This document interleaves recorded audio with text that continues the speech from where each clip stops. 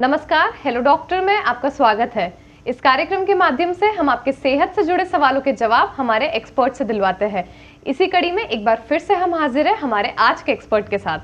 Doctor Govind Rankawat, स्वर्ण पदक विजेता, MBBS MD सामान्य चिकित्सा, वर्तमान में सवाई मानसिंह चिकित्सा महाविद्यालय जयपुर में सामान्य चिकित्सा विभाग में सहायक आचार्य एवं परामर्शिता चिकित्सा तथा मधुमेह रोग विशेषज्ञ के रूप में कार्यरत है। इन्हें 10 वर्षों का अनुभव भी है। हृदय रोग और मधुमेह में विशेष योग्यता प्राप्त डॉक्टर रांकावत द्वारा 35 से अधिक मौलिक शोध पत्र राष्ट्रीय एवं अंतर्राष्ट्रीय शोध पत्रिकाओं में प्रकाशित किए जा चुके हैं। उन्हें एपी आइकॉन 2021 में प्रथम प्रकाशन पुरस्कार, राज्य स्तरीय राज एपी आइकॉन 2021 में स्वर्ण पदक तथा 15 अगस्त 2021 को माननीय मुख्यमंत्री द्वारा राज्य स्तरीय सम्मान प्राप्त हुआ है। वे कई अंतर्राष्ट्रीय एवं राष्ट्रीय नैदानिक परीक्षणों में सह अन्वेषक भी रहे हैं। रोगियों की देखभाल में उत्कृष्ट योगदान हेतु उन्हें अनेक राज्य स्तरीय संगठनों द्वारा सम्मानित किया गया है। हमारे शो में आपका बहुत बहुत स्वागत है सर। धन्यवाद। बढ़ते हैं सवालों की तरफ। पहला प्रश्न है, बारिश के मौसम में मुझे सर्दी जुकाम की एलर्जी बनी रहती है। कई बार तो दवा लेने से भी आराम नहीं आता। इस समस्या से निजात पाने के लिए इम्यूनिटी को कैसे मजबूत करूं? क्या मुझे कोई टेस्ट करवाने की जरूरत है? कृपया उचित मार्गदर्शन दें। एक पाठक का यह प्रश्न आया है।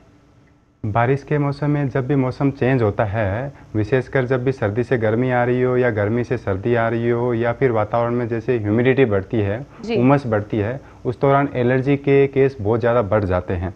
विशेषकर ये जो एलर्जी होती है बारिश के मौसम में, वो विशेष प्रकार की फंगस होती है। जैसे बारिश का पानी कहीं इकट्ठा होता है, ह्यूमिडिटी होती है, उमस होती है, उस दौरान ये फंगस ग्रो कर जाती है।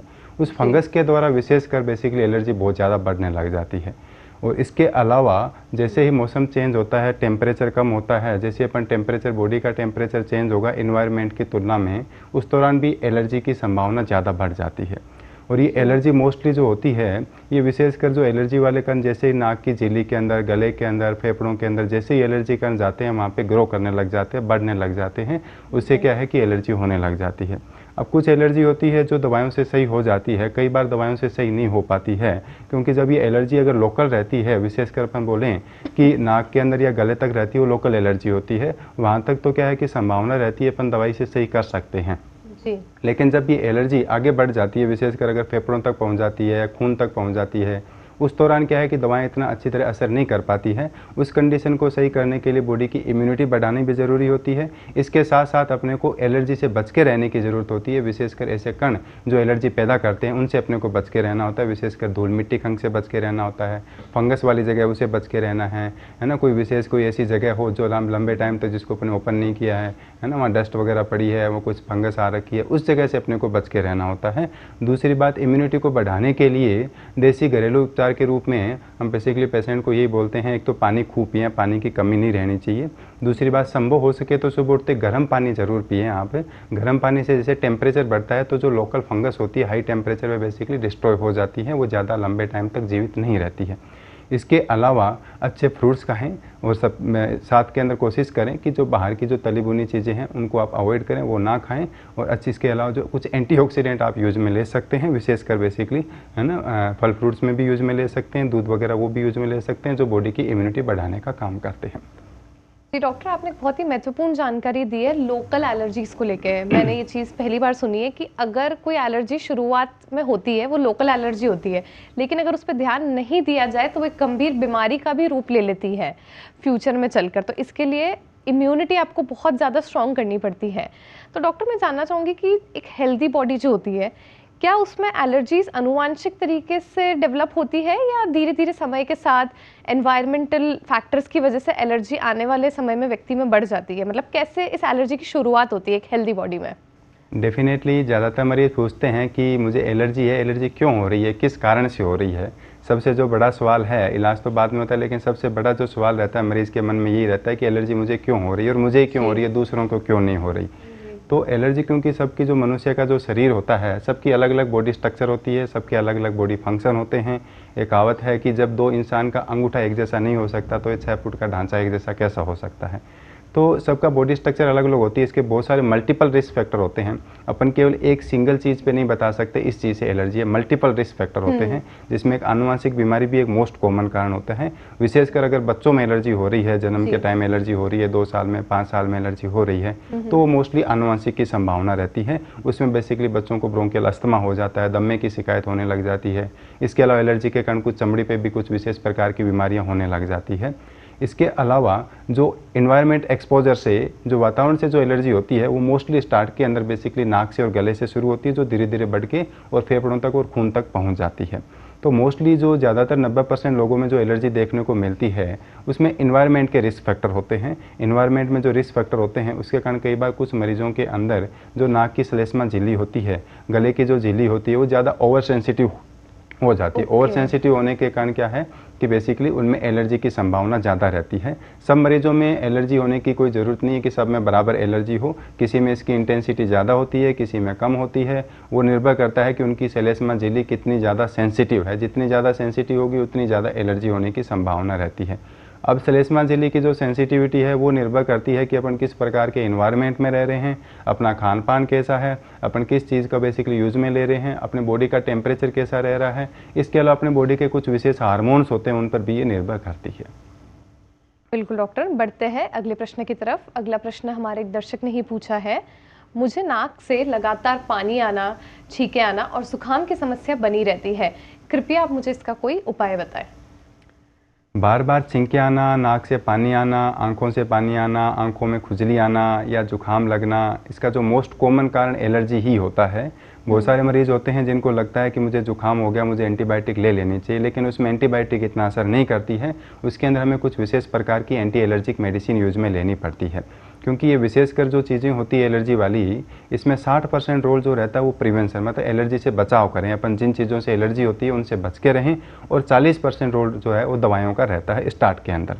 इसके अंदर जनरली हम बोलते हैं कि जनरली जो एलर्जी होती है, मरीज को पता नहीं चल पाता कि एलर्जी मुझे कब हो रही है, कैसी हो रही है, किस चीज़ से हो रही है। शुरुआत के अंदर इतना पता नहीं रहता, लेकिन बाद में जब लंबे टाइम से एलर्जी रहती है, छींके जुकाम रहता है, तो पेशेंट को खुद को अनुभव हो जाता है कि मुझे मोस्टली किस चीज़ से एलर्जी होती है। फिर भी 90% लोगों में जो एलर्जी का जो मोस्ट कॉमन कारण होता है वो टेम्परेचर चेंज होने से होता है। विशेषकर सुबह सुबह ज़्यादा छींके आती है, जैसे अपन बेडरूम में सो रहे हैं, सोते जैसे अचानक अपन बाहर जाएंगे, कई लोगों की शिकायत होती है, अचानक जैसे हम रूम से बाहर निकलेंगे, निकलते ही 5 सेकंड के अंदर छींके पे छींके शुरू हो जाती है। दूसरी बात, क्योंकि उस टाइम टेम्परेचर चेंज होता है, क्योंकि रूम का टेम्परेचर अपने थोड़ा सा ज़्यादा रहता है, बाहर का सुबह सुबह अर्ली मॉर्निंग टेम्परेचर कम रहता है। जैसे ही ठंडी हवा अंदर जाएगी तो तुरंत ये दिक्कत शुरू हो जाएगी। सेकेंडली, कई बार कुछ मरीजों में ये संभावना रहती है कि हम बेसिकली पहले बाहर थे, बाहर जैसे ऐसी रूम में आए तो तुरंत हमें छींके शुरू हो गई, क्योंकि टेम्परेचर चेंज हुआ है। कई बार मरीजों बोलते हैं पहले ठंडी जगह बैठे गए थे, धूप में गए तो अंदर टेम्परेचर कम था, जैसे बाहर धूप में गए टेम्परेचर ज़्यादा था, उस दौरान भी टेम्परेचर चेंज होने से ही एलर्जी हो जाती है। क्योंकि जैसे टेम्परेचर में चेंज होता है तो अपने जो नाक की जो खून की नसें होती हैं, उनकी खून की नसों में जो ब्लड का फ्लो होता है, खून का जो सर्कुलेशन होता है वो चेंज होता है, उस दौरान एलर्जी की मात्रा बढ़ जाती है। तो इनको हम जनरली यही बोलते हैं कि इस टाइप के मरीजों को बचाव के लिए, एक तो जैसे ही सडन मौसम चेंज होता है उस दौरान 10 से 15 मिनट के लिए संभव हो सके तो नाक पे कुछ रुमाल वगैरह रखें, ताकि अचानक जो ठंडी हवा या गर्म हवा अंदर नाक में प्रवेश ना करे। जैसे ही 10 से 15 मिनट बॉडी एक्लेमेटाइज हो जाएगी, जब बॉडी का टेम्परेचर जो है बाहर के टेम्परेचर के बराबर हो जाएगा, तब ये दिक्कत नहीं आएगी।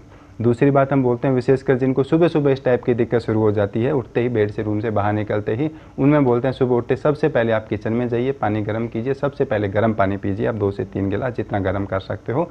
तो उससे बेसिकली क्या है कि जो टेम्परेचर चेंज होने के कारण या कम टेम्परेचर होने के कारण जो एलर्जी होने की संभावना होती है वो लगभग खत्म हो जाती है। इसके अलावा कुछ मेडिसिन भी, एंटी एलर्जिक मेडिसिन भी हमें लेनी पड़ती है। वो डिपेंड करता है कि बॉडी में एलर्जी कण कितने का है, एलर्जी की सीवियरिटी कितनी का है, उसके हिसाब से हम एलर्जी की मेडिसिन लगातार कंटिन्यू रखते हैं। कुछ टाइम तक लगातार एलर्जी की मेडिसिन लेते हैं तो ये जड़ से ख़त्म हो जाती है। जी बिल्कुल, जैसे डॉक्टर ने बताया, अगर आपको फ्रीक्वेंटली एलर्जी रहती है तो बदलते मौसम में, बदलते टेम्परेचर के दौरान अपना विशेषकर ध्यान रखिए। सुबह के समय अगर आपको एलर्जी ज़्यादा है, रुमाल से कवर कीजिए, प्रिकॉशंस लीजिए, समय समय पर मेडिसिन लीजिए, जिससे एलर्जी का लेवल कंट्रोल हो सके। अगला सवाल है, मेरी उम्र 29 वर्ष है और मुझे हर बार बरसात शुरू होते ही सांस लेने में दिक्कत होती है, जैसे दम फूलने लगता है, क्या ये एलर्जी की वजह से हो सकता है? सीमा यादव का सवाल आया है। ये जो मौसम चेंज होने के कारण जो विशेषकर सांस में दिक्कत हो रही है या छींके जुकाम खांसी हो रही है, इसको हम सीजनल एलर्जी बोलते हैं, जो सीज़न चेंज होने के कारण होती है। विशेषकर बरसात के मौसम में अगर सांस में दिक्कत हो रही है तो ये ब्रोंकियल अस्थमा का इंडिकेशन है कि ब्रोंकियल अस्थमा, दमे की शिकायत हो सकती है। दमे की शिकायत के अंदर भी फेफड़े जो होते हैं वो बेसिकली एलर्जी के लिए ज़्यादा सेंसिटिव हो जाते हैं, क्योंकि किसी भी मरीज़ में एलर्जी होगी तो शुरुआत में नाक और गले से शुरू होगी, उसके बाद में ये फेफड़ों तक पहुंच जाती है और फेफड़ों में पहुंचने के बाद में फेफड़ों की जो नलियाँ हैं वो सिकुड़ने लग जाती हैं, उसके कारण पूरी ऑक्सीजन अंदर जा नहीं पाती, इसलिए सांस में दिक्कत महसूस होने लग जाती है।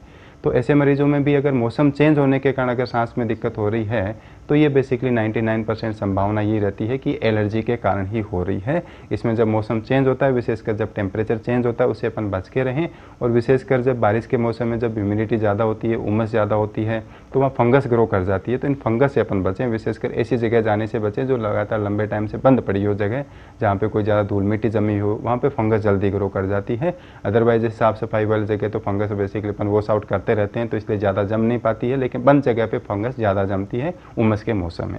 इसलिए बेसिकली क्या है, इस कंडीशन के अंदर आपको थोड़ा सा संभव हो सके जितना उमस से बच के रहें, और दूसरी बात बंद जगह जाने से बचें यहाँ पे, और तीसरी बात सुबह उठते गर्म पानी ज़रूर पिएं। इसके अलावा आप हेल्दी फल फ्रूट्स वगैरह खाएं, दूध वगैरह पिएं, पानी खूब पिएं, उससे भी आप काफ़ी हद तक इससे बच सकते हैं। जी बिल्कुल, जैसे डॉक्टर ने काफ़ी अच्छी टिप्स बताई है, हेल्दी फ्रूट्स लीजिए, सुबह उठते ही गर्म पानी पीजिए और जितना हो सके पानी का कंजप्शन अपने शरीर में बढ़ाइए ताकि आप एलर्जी से बच सकें। डॉक्टर, कई बार लोग ऐसा भी बोलते हैं कि जैसे खाना खाते ही एकदम से हेवी स्टमक होते सांस की दिक्कत होने लग जाती है, वो सांस नहीं ले पाता है, तो क्या ये सामान्य एलर्जी की वजह से ही होता है या ये किसी गंभीर बीमारी का लक्षण भी हो सकता है? डेफिनेटली जो खाने के बाद में जो सांस में दिक्कत होती है, विशेषकर वो गैस्ट्रिक ट्रबल के कारण होती है। बहुत सारे मरीज होते हैं नॉर्मली अपने विशेषकर आंतों की अमाशय की एक नेचुरल मैकेनिज्म होती है, जैसे अपन खाना खाते हैं आंतों में मूवमेंट होती है, खाना आगे चलता रहता है और पीछे से खाली होता रहता है। लेकिन कुछ लोगों में क्या गैस्ट्रोपेरेसिस हो जाता है, यानी इंटेस्टाइन की जो मूवमेंट है वो कम हो जाती है, उसके कारण जो भी खाना खाते हैं 1 घंटे तक, 2 घंटे तक, 3 घंटे तक ऊपर ही पड़ा रहता है। ज़्यादातर मरीज़ कंप्लेन करते हैं खाने के बाद में जो भी पेट पूरा भरा पड़ा रहता है, पेट खाली होता ही नहीं और पूरा ऐसा लगता है खाना ऊपर ही पड़ा है। उस कंडीशन में क्या है कि जैसे खाना पेट के अंदर बढ़ता है, साथ में एसिड और बनता है, उसके कारण गैस बनती है, तो पेट फूलता रहता है। उस फूले हुए पेट का दबाव पड़ता है फेफड़ों पे, विशेषकर डायफ्राम पे दबाव पड़ता है। डायफ्राम पे दबाव पड़ने के कारण क्या सांस में दिक्कत महसूस होती है। दूसरी बात, कई बार संभावना रहती है रिफ्लक्स होता है, जैसे ही अपने बेसिकली पेट फुल भर जाता है तो कुछ मात्रा में एसिड या गैस जो है वो खाने की नली के द्वारा ऊपर आने लग जाती है, उस दौरान भी सांस में दिक्कत हो सकती है।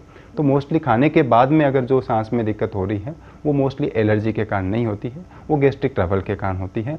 कुछ मरीजों में लगभग आउट ऑफ 100 अगर 10 से 1% मरीजों में बात करें, खाने से जो एलर्जी होती है वो डायरेक्टली सांस में नहीं होती, वो बेसिकली क्या है कि चमड़ी पे शुरू होती है, जिसमें चमड़ी पे दाफड़ जैसे रेड स्पॉट बनने लग जाते हैं। वो जो संभावना रहती है वो खाने से हो सकती है, बस सांस में दिक्कत जो है वो डायरेक्ट खाने के बाद नहीं आती है।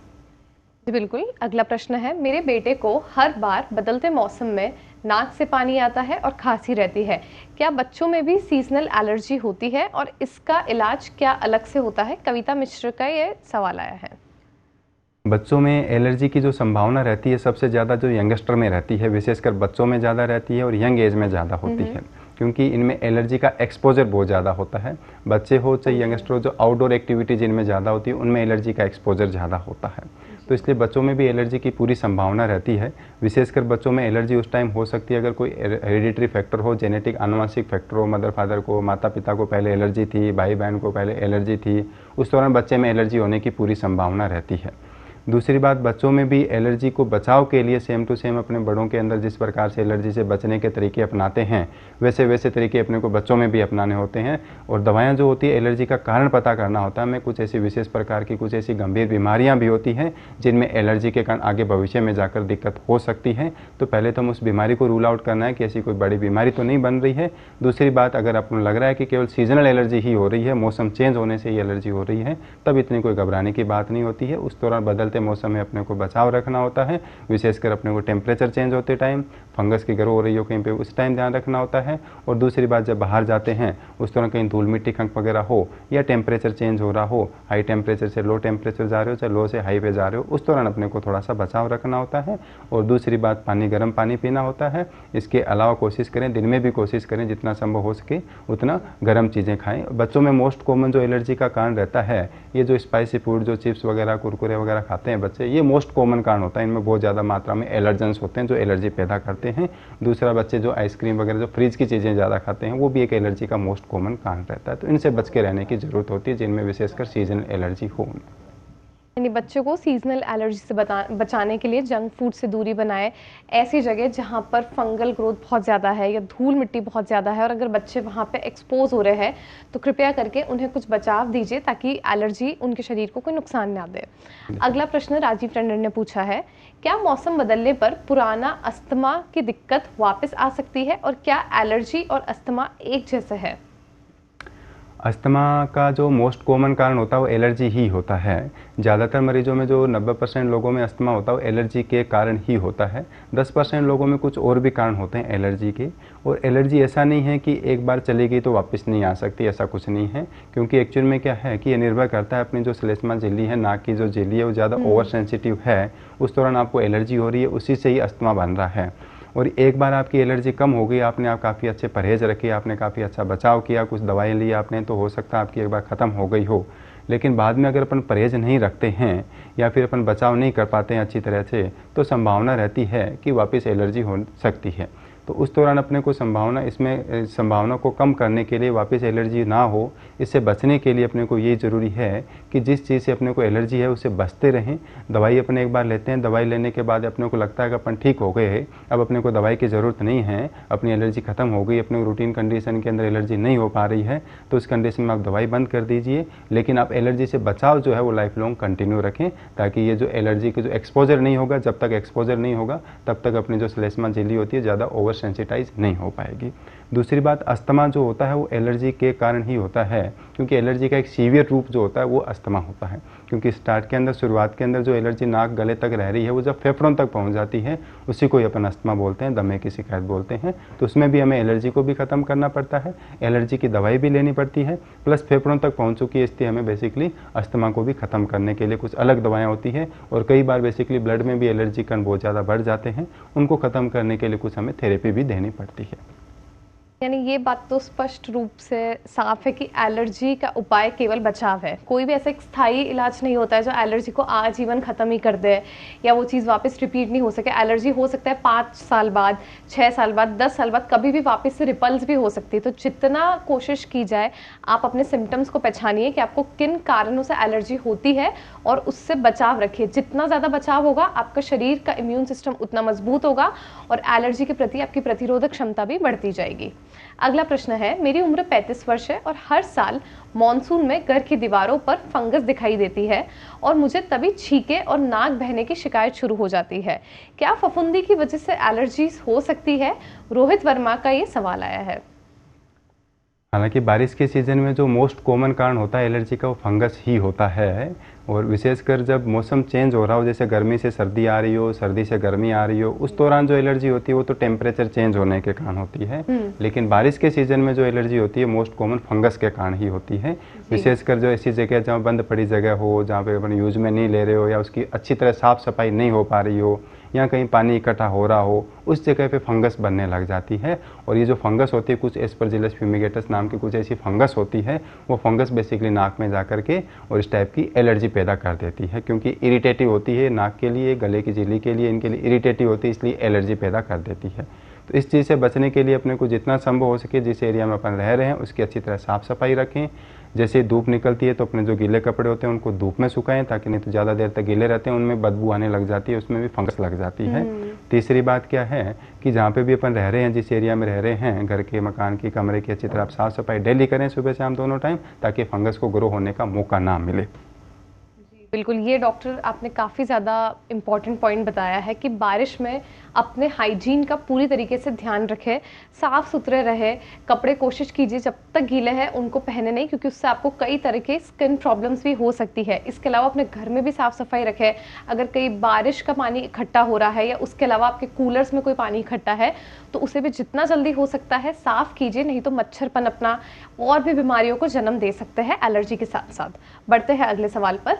मेरी उम्र 23 वर्ष है और मुझे हर बार बारिश के मौसम में स्किन पर अचानक लाल दाने निकल आते हैं और बहुत खुजली होती है।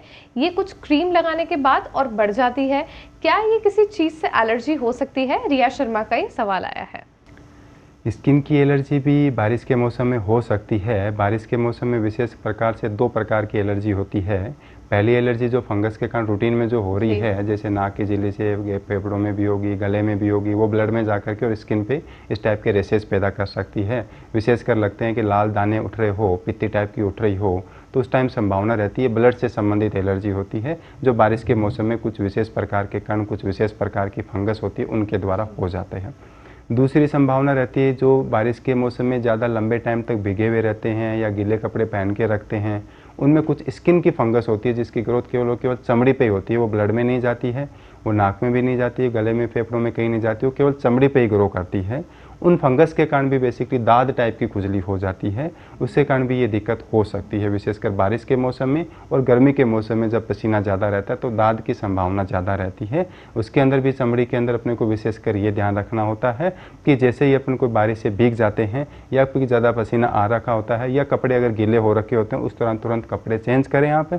इसके अलावा पाउडर वगैरह यूज में ले सकते हैं ताकि ज़्यादा देर तक जो ग्रोइन एरिया होता है स्पेसिफिकली वो ज़्यादा देर तक गीला ना रहे।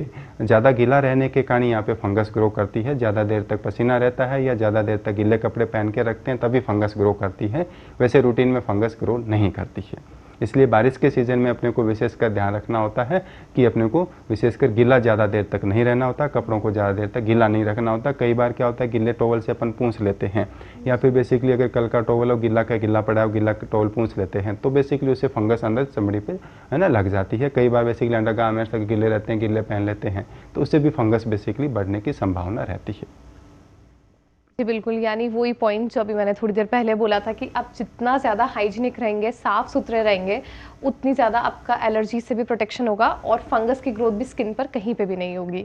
अगला प्रश्न है, मेरी उम्र 40 वर्ष है और मुझे सफाई करते समय या बाहर धूल में जाने पर तुरंत गला खराब हो जाता है और सांस लेने में परेशानी होती है, मुझे इसका उपाय बताएं। रोहित मेहता ने ये प्रश्न पूछा है।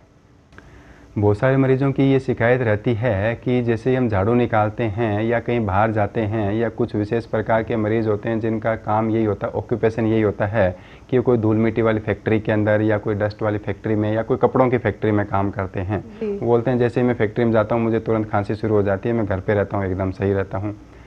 कुछ लेडीज़ होती है वो बोलती है कि जैसे मैं साफ़ सफाई करते हैं, उनके घर वाले बोलते हैं, उनकी सासू माँ आती है, वो बोलते हैं जब साफ़ सफाई करती है छींके पे छींके शुरू कर देती है, जैसे इसको बंद करते हैं तो ये आराम से बैठी रहती है, इसको कोई दिक्कत नहीं आती। तो वो बोलते हैं मुझे लग रहा है नाटक कर रही है, लेकिन वास्तविकता में ऐसा नहीं होता है। वास्तविकता में ये जो धूल मिट्टी खंक वगैरह होती है, कोई भी डस्ट पार्टिकल होते हैं, इवन कपड़ों के जो छोटे छोटे पार्टिकल्स होते हैं, ये भी विशेष प्रकार की एलर्जी पैदा करते हैं क्योंकि इन्वायरमेंट के अंदर ये बेसिकली वातावरण के अंदर, हवा के अंदर ये घूमते रहते हैं और ये बेसिकली नाक की झिल्ली के अंदर, फेफड़ों के अंदर, गले में जाकर के एलर्जी पैदा कर देते हैं। तो झाड़ू निकालते टाइम विशेषकर जो एलर्जी होती है वो मोस्टली डस्ट के कारण होती है। तो अपना संभव हो सके, जितना संभव हो सके उतना कोशिश करें। 2-3 तरीके होते हैं इसके अंदर। पहले तो जितना संभव हो सके उतना झाड़ू निकालते टाइम आप मुंह को कवर करके रखें, नाक को कवर करके रखें, स्पेशली मास्क के द्वारा आप इस्तेमाल कर सकते हैं। मास्क के द्वारा आप कवर करें। अगर मास्क संभव नहीं हो सके तो कोई टाइट कपड़े से बेसिकली कवर करके रखें ताकि जो डायरेक्ट जो एलर्जी के कण होते हैं, डस्ट है, धूल मिट्टी है, वो डायरेक्ट आपके नाक में ना जाए। और दूसरी बात, कई बार बेसिकली अगर ज़्यादा धूल मिट्टी हो तो आप संभव हो सके तो नॉर्मल उस पर पानी छिड़क के और फिर आप झाड़ू निकालें ताकि उससे डायरेक्ट जो धूल है वो डायरेक्ट आपके है ना एयर के अंदर ज़्यादा ना आए, वो जैसे नीचे की नीचे रहेगी पानी लगने के बाद में। ठीक है ना, इसका थोड़ा ध्यान रखें। इसके अलावा आप जितना संभव हो सके एलर्जी से इन बच के रह पाओगे तो आपके मोस्टली ये जो चीज़ें हैं ये सही हो जाएगी, आपको छींके जुकाम नहीं आएगी। फिर भी अगर रहती है छींके जुकाम तो अपने कुछ एंटी एलर्जी मेडिसिन लगातार लेनी पड़ती है। यानी जैसे डॉक्टर ने उपाय बताया है, एक तो सबसे ज़रूरी है मास्क से आप कवर रखें। और वैसे भी डॉक्टर, मुझे लगता है कि जिन भी मरीजों को एलर्जी की बहुत ज़्यादा या रेगुलर बेसिस पे एलर्जी की दिक्कत होती है, उन्हें मास्क इस्तेमाल करना ही चाहिए ताकि वो एलर्जी बढ़े नहीं। डेफिनेटली कोविड के टाइम में जब मास्क यूज में ले रहे थे तो अस्थमा के, एलर्जी के, सीजन एलर्जी के, छींके जुकाम के जो मरीज है वो 80% तक कम हो गए थे। तो 80% अपने आप में बहुत बड़ी मात्रा होती है क्योंकि कोविड के टाइम जहाँ भी देख रहे थे कि कोविड के अलावा कोई दूसरी बीमारी दिख ही नहीं रही थी, क्योंकि एक्चुअल में बहुत सारे लोग प्रिकॉशन यूज में ले रहे थे। जो आउटडोर जो एक्टिविटी से रिलेटेड जो भी बीमारियाँ वो काफ़ी हद तक कम हो गई थी, एलर्जी संबंधित बीमारियाँ काफ़ी कम हो गई थी। तो जिनको एलर्जी रहती है या विशेषकर अस्थमा रहता है उनको मास्क यूज में लेना चाहिए। जी बिल्कुल। अगला प्रश्न निधि शर्मा ने पूछा है, मेरी उम्र 40 वर्ष है और बारिश में पेड़ पौधों के संपर्क में आते ही छींके आने लगती है और जुकाम सा महसूस होता है, कृपया इसके लिए कोई उपाय बताएं। बारिश के सीज़न में पेड़ पौधे भी एक एलर्जी का मोस्ट कॉमन कारण होता है। पेड़ पौधों में दो प्रकार की एलर्जी होती है। पहली तो बारिश के सीज़न में जैसे पानी ठहरता है वहाँ पे, तो उस दौरान वहाँ फंगस ग्रो कर जाती है। जो फंगस अपने घरों में ग्रो करती है वैसी फंगस वहाँ पे पेड़ पौधों पे ग्रो कर जाती है। उस फंगस के कारण भी एलर्जी हो सकती है। दूसरा, बारिश के सीज़न के अंदर जो पेड़ पौधों की पत्तियों के जो पोलन ग्रेन्स होते हैं, छोटे मोटे फूल्स के अंदर, फ्लावर्स के अंदर जो पोलन ग्रेन्स होते हैं, उन पोलन ग्रेन से भी बहुत सारे मरीजों में एलर्जी की संभावना रहती है। इसलिए जितना संभव हो सके पेड़ पौधों के आसपास जाने, चाहे धूप निकली हो उस टाइम आप जाने की कोशिश करें पेड़ पौधों के आसपास। जब धूप निकली हो तो उस तरह, क्योंकि धूप के अंदर ये जो फंगस है वो ज़्यादा देर तक ग्रो नहीं कर पाती है। दूसरी बात, अगर आपको लग रहा है कि लगातार 3-4 दिन कंटिन्यू बारिश आ रही है, उस दौरान आप जितना संभव हो सके उतना पेड़ पौधों से दूर रहें ताकि आपको ये एलर्जी ज़्यादा परेशान ना करे। तीसरी बात, क्योंकि जब ये एलर्जी होती है पेड़ पौधों से संबंधित है, तो उस दौरान आप जितना संभव हो सके कुछ विशेष टाइप के है ना फंगिसाइडल स्प्रे आती है, जो अपन बारिश के सीज़न में अगर अपन लग रहा है कि पेड़ पौधों से ज़्यादा एलर्जी हो रही है या विजिबल फंगस है कहीं पे पेड़ पौधों पे, तो कुछ फंगिसाइडल अपन स्प्रे का छिड़काव करके इन फंगस को अपन ख़त्म कर सकते हैं। बिल्कुल। अगला सवाल है, मेरी उम्र 55 वर्ष है और मुझे तेज़ खुशबू से नाक में खुजली होने लगती है और आंखों से पानी आने लगता है। इसका कोई उपाय बताएं। पवन सिंगल का ही सवाल आया है। डेफिनेटली नॉर्मल जो इन्वायरमेंट में जो एलर्जी होती है, इन्वायरमेंटल फैक्टर्स होते हैं एलर्जी के लिए, उसमें एक खुशबू भी अपने आप में मोस्ट कॉमन कारण होता है। बहुत सारे मरीज़ होते हैं जिनमें परफ्यूम से एलर्जी होने लग जाती है, जो डिओड्रेंट अपने यूज़ में लेते हैं उनसे एलर्जी होने लग जाती है, पाउडर से एलर्जी होने लग जाती है, इवन अगरबत्ती के धुएँ से भी एलर्जी होने लग जाती है। रूटीन में घर में रोटी बना रहे हैं, खाना पका रहे हैं, उस दौरान भी बेसिकली कोई थोड़ा बहुत स्मेल आती है, उससे भी एलर्जी होने लग जाती है। तड़का लगाते हैं उस टाइम तो बेसिकली बहुत सारे मरीजों में एलर्जी होती ही होती है। तो ये भी अपने आप में मोस्ट कॉमन कारण होते हैं। ये बेसिकली शॉर्ट टर्म एलर्जी होती है जो मोस्टली 5-10 मिनट तक रहती है। उसके बाद इनका एक्सपोजर इतना लंबे टाइम तक होता नहीं है, इसलिए कंटिन्यू नहीं रहती है। लेकिन फिर भी इन चीज़ों से जो सेंसिटिव एरिया होता है, जो सेंसिटिव कण होते हैं अपने बॉडी के अंदर ऑलरेडी होते हैं, जो जैसे इनका एक्सपोजर होता है तो तुरंत वो एलर्जी पैदा कर देता है। तो मोस्टली किसी भी चीज़ को, एलर्जी को अगर ख़त्म करना होता है तो जनरली हमारे पास क्राइटेरिया ये रहता है कि मिनिमम 5 to 6 मंथ अपन इसका एक्सपोजर ही अवॉइड करें, कि एक्सपोजर होने ही ना दे बिल्कुल भी। जैसे एक्सपोजर नहीं होगा तो अपनी जो नाक की झिल्लियाँ होती है, जो कण होते हैं जो एलर्जी पैदा कर रहे हैं, वो भूल जाएंगे इस चीज़ को, उनको फिर याद नहीं रहेगा कि ये भी एलर्जी से संबंधित होती है। तो इसलिए जितना संभव हो सके 5 से 6 महीने कम से कम आप जिस चीज़ से एलर्जी हो रही है उससे बच के रहें। इसके अलावा कुछ एंटी एलर्जिक मेडिसिन अपने को लेनी ज़रूरी होती है, ताकि ये जो एलर्जी बढ़ रही है बॉडी के अंदर, जो एलर्जी कण बन रहे हैं बॉडी में जिससे एलर्जी हो रही है, वो पूरी तरह ख़त्म हो सके। जी बिल्कुल, जैसा डॉक्टर ने बताया कि एलर्जी के मरीज़ों के लिए सबसे ज़्यादा प्रोटेक्शन ही एक बचाव है, एक उपाय है। इसके अलावा अगर एलर्जी बहुत ज़्यादा सिवियर है तो आप मेडिसिन का इस्तेमाल कर सकते हैं, लेकिन कोशिश यही कीजिए कि जो बदलते हुए मौसम है, जो बदलता हुआ टेम्परेचर है, इसमें एक्सपोजर कम से कम रखिए। आप अपना एलर्जी टेस्ट करवा सकते हैं, जिससे आपको ज़्यादा क्लियर हो जाएगा कि आपको किन विशेष वस्तुओं से एलर्जी होती है और आपको किन चीज़ों से दूरी बनानी चाहिए। आपका बहुत बहुत शुक्रिया डॉक्टर, हमारे साथ बने रहने के लिए। हमें पूरी उम्मीद है आपकी बताई हुई टिप्स हमारे मरीजों के लिए बहुत कारगर साबित होगी, हमारे दर्शकों को बहुत कुछ सीखने को मिलेगा। तब तक के लिए धन्यवाद। मिलते हैं हेलो डॉक्टर के अगले एपिसोड में। धन्यवाद। देश दुनिया की ताज़ा खबरें और वीडियोस के लिए अभी डाउनलोड करें पत्रिका ऐप।